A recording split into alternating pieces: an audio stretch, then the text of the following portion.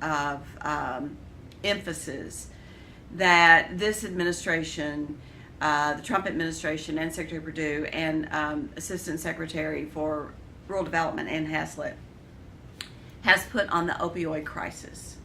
You know, when I came to work, I was thinking, you know, water and sewer and community facilities and broadband and infrastructure and all those kinds of things. But I sit on two USDA committees. One's on broadband and one's on the opioid crisis. And from the White House to USDA at the Whitten Building, there is nothing but a solid recognition that this epidemic, pandemic, crisis, whatever you want to call it, is ripping our rural communities and families apart.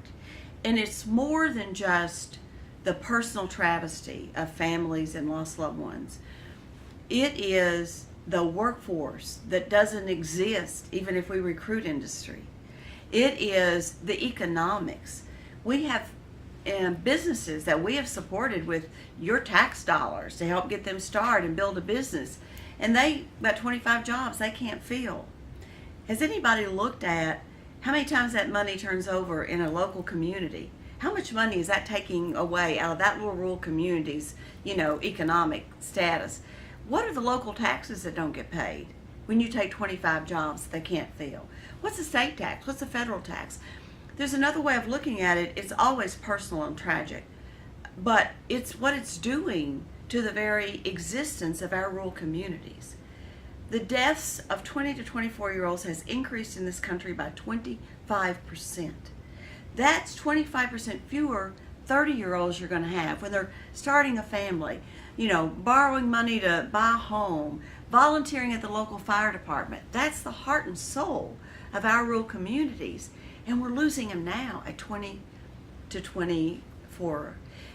It is so devastating, and it impacts every segment of our life, that I've been amazed at how much time I'm having to spend on learning more about the opioid crisis and how devastating it is currently, but is going to continue to be to the future of our rural community. So on one hand, I'm trying to say, if you want to keep young farmers and you want to keep young entrepreneurs in our rural community, you've got to give them broadband.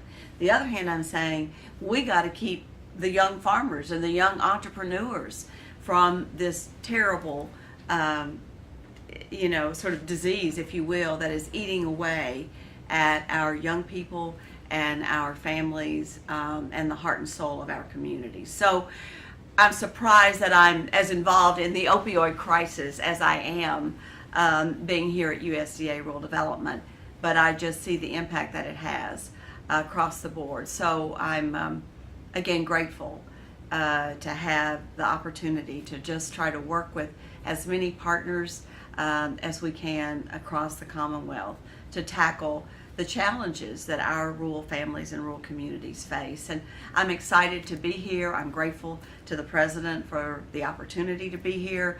And I can't say strongly enough to my rural electric cooperatives. Having been the administrator of REA, I call my telephone co-ops and my electric cooperatives mine. They're my family. I can't say strongly enough how eager I am and how happy I am to have a chance to work with them very directly. And look out, we've got a lot of work on our hands, a lot of work to do.